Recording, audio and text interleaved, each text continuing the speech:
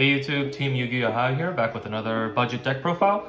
Today we'll be looking at the Sky Striker deck, which, similar to the Sword Soul deck that we've gone over before, was recently reprinted, at least for the most part, in Magnificent Mavens, or in some previous reprint set, making this deck extremely affordable and non-expensive.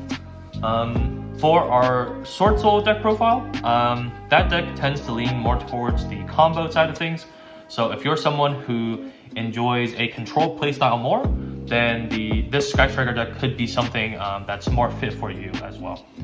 So same as last time, we're going to be keeping a running counter on the screen of how much the deck costs in total. And without further ado, let's go right into it. So first we start out with our aces. We have 3 Sky Striker Ace Ray and then 2 Sky Striker Ace Rose. These are going to be the main playmakers of your deck. Ray more so than Rose. You almost always want to have a Ray in your graveyard. She's how you consistently trade your aces for your opponent's cards and gain card advantage that way.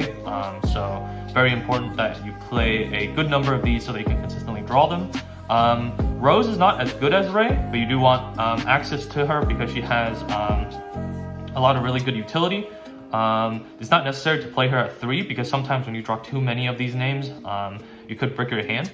5 is pretty good. You could play 1 less Rose as well if you think that you have enough ace numbers in your deck. It's perfectly fine to cut down on 1 Rose. Then for the Sky Striker spells, we have 3 Linkage, 3 Widow Anchor, double Shark Cannon, and then double Area Zero. So Linkage, recently released in Magnificent Mavens, very good card for the deck. You can use it as a starter, you can use it to dodge hand traps, and you can use it for an OTK combo that we'll be showing in a later video. Widow Anchor and Shark Cannon are some of your best disruption tools.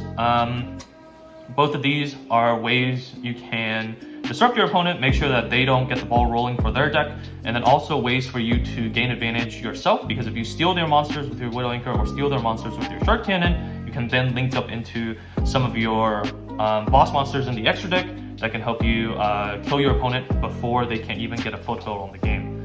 And Area Zero is one of those cards that you can just play at 1 copy. It's not really essential to draw. But in our budget deck profile, since we run so many names, it's very likely that you'll get a hit with it. And then it's also just nice to have something inconsequential that you can send off of your extra deck aces, like Hayate, to just get an extra spell in the graveyard. So playing 2 copies for this budget deck profile is perfectly fine.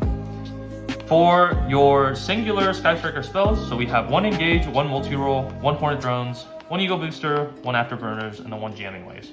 So Sky Striker is a very toolbox heavy deck. We have basically cards that can work, that can help us maneuver around any kind of situation that we find ourselves in. There's a lot of very good removal tools in Afterburners and Jamming Waves, and then you also have Ego Booster to kind of protect the boss monsters that you're trying to climb into, and then of course Engage being the best card in your deck that gets you a straight +1 if you have 3 or more spells engraved. This is just part of the deck that you will be tutoring with your Engage depending on what the needs of your situation are. And it's something that, like Jamming Wave for example, you might not see this in a lot of meta Sky Striker decks, but for our budget deck profile, it's a nice include to have because it does have good situational utility, and especially if you're just getting into the deck, it's nice to have all the options available to you, and that you play around with it at least for a little bit so that you kind of get the feel for how the toolboxy aspect of the deck works. Then we go to our non-engine part of the deck. So here we play 1 Reinforcement of the Army, 1 Call by the Grave, 1 Upstart Goblin, 1 Terraforming, 1 Change of Heart, and then 1 Mind Control. So these are all just very powerful cards that get a spell in your graveyard to get to that magical 3 spell number. The top 3 here, Reinforcement Army, Terraforming, Upstart Goblin, are basically, they just replace themselves with another good card from your deck while putting a spell card in the graveyard. So nothing too much to say there.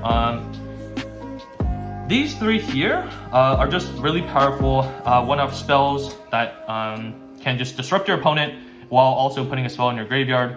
Mind Control and Change of Heart in particular, very strong because they're basically just more copies of Widow Anchor, letting you steal your opponent's monsters and then link it away for whatever you need them for. So very good utility there. Then we have double Foolish Burial Goods, as well as 1 Metaphose Fusion, double Cosmic Cyclone, and then triple Forbidden Chalice. So you might be wondering why we're playing Metaphose Fusion, because we aren't playing any Metaphose monsters.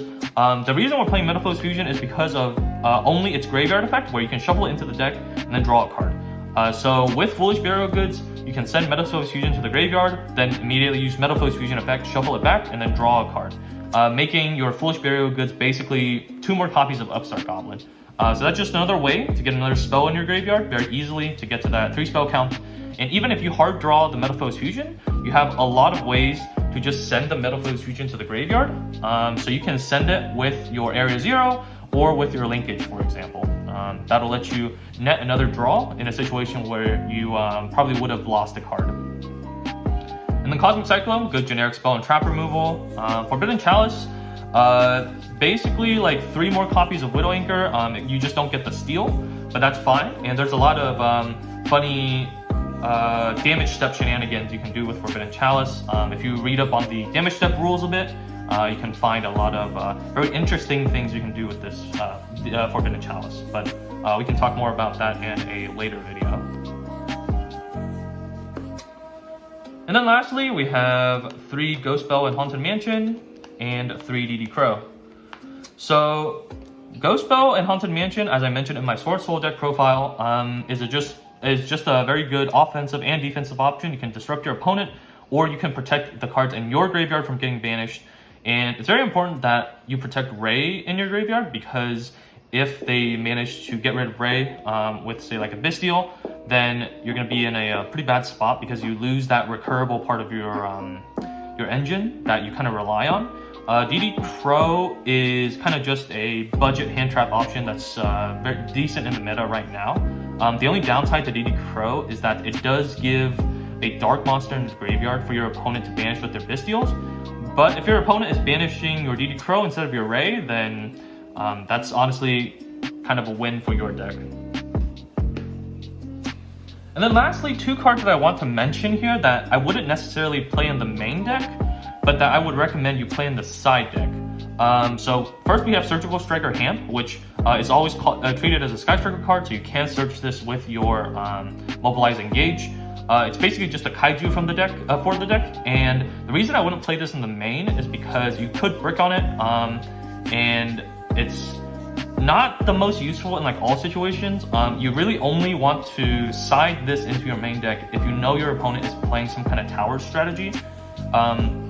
Since one of the weaknesses of the deck is that sometimes if your opponent just has a very large monster that's unaffected by card effects, you might have trouble getting over it. So this is a worthwhile include in your side deck if you think you might run into strategies like that.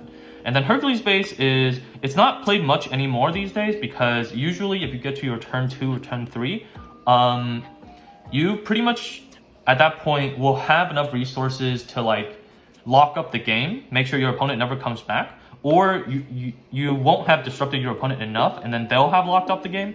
So Hercules Base doesn't see much play anymore, but in very, very grindy matchups, you can side in a copy of Hercules Base, which will help you in the long grind game, because you can continuously target aces in your graveyard and shuffle them back, and you can keep reusing this by adding it back with Acegari, which gives you almost an infinite grind game. So it's something worth looking into if you think you might need something like that, and if you're someone new to the deck, could be worth having this as part of your toolbox as well, just so you can kind of learn how that part of the deck works.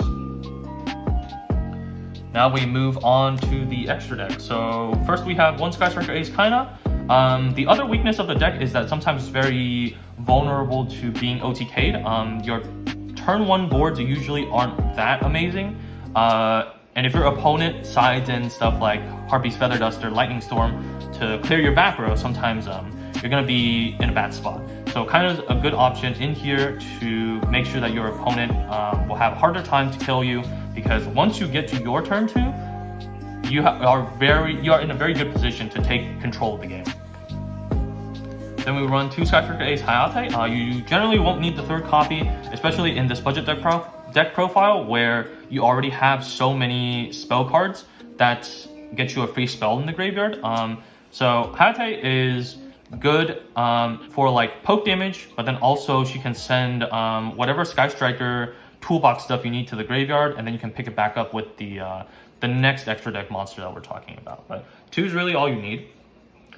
Then we have 3 Sky Striker Acegari. One of the most important parts of your deck, she adds a Sky Striker spell from your graveyard to your hand. This is how you can use multiple engages in one turn, since it's not a hard once per turn, and that'll net you like multiple pluses as well. Very important you play this at 3 copies. And then we have 3 copies of Shizuku. She's usually the one you'll be ending on, and she searches your deck for a Sky Striker spell during the end phase. That's a different name for many in your graveyard. But she's usually what you're going for turn 1, and she's usually how you get your entire deck rolling, because during your end phase, you're going to search for your engage, and you're going to hold on to it so that on the next turn with Kagari, you can use that engage twice. That's why your first turn boards are usually pretty weak, because unless you hard draw your engage, you're not going to have access to it until you make your Shizuku and then search it out. A lot of beginner Sky Striker players kind of make the mistake of sending their engage off of their Hayate and then trying to get it back to Kagari. I wouldn't recommend doing that because that leaves your engage in a very vulnerable spot. If your opponent DD Crows it, or they use something to negate your Kagari effect, your engage is just stuck in the graveyard, and then you can never tutor it with your Shizuku ever again. So unless you know 100% everything that's in your opponent's hand and that your opponent has set, I wouldn't recommend sending engage off of your Hayate. I would just pick it up off of Shizuku. And then we have 2 Sky Striker Ace Zeke. So usually decks will only play 1 of her, but if you're someone who's kind of a beginner at the deck, then I would recommend playing 2 copies of this, because sometimes you can clog your main monster zones if you steal your opponent's monsters with anything like Mind Control, Change of Heart, or Widow Anchor, and you need to clear your main monster zone so that you can use most of your Sky Striker spells. And Zeke is just the best way of doing that. And then of course she has the removal effect, which can be useful for baiting out interruptions from your opponent. And then we have 2 generic link monsters. So we have Lineup, and then we have Dark. So these 2 are just the most generic charmers that you can play.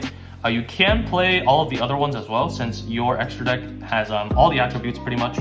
But these 2 just come the most often, and you can very often steal your opponent's monsters so that you can continue link climbing into your higher link monsters to hopefully close out the game. And then speaking of which, we have 1 Nightmare Unicorn and then 1 Borosword Dragon. So if we didn't have a budget, this Borosword Dragon would be access code talker.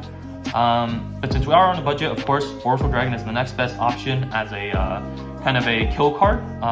Very good at helping you OTK your opponent. And a lot of the times with this deck, you want to end the game sooner rather than later, because even though you might have a lot of card up on your opponent, if they draw something like Harpy's Feather Dust or Lightning Storm, as I mentioned before, they could turn the game to their favor. So it really depends on what your matchup is like, but sometimes it's better to try and kill them as soon as possible, and then sometimes it's better to just not greed and just control the game using a card advantage. But that is the entire deck. So hopefully you guys enjoyed this video, and look forward to another video coming out in the future.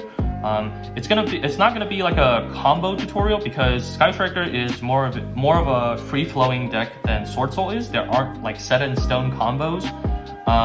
So it'll just be talking about some of the plays that you'll make very often and some of the nuances of the deck. But that hopefully should point you guys in a good direction in terms of learning all the intricacies of the deck.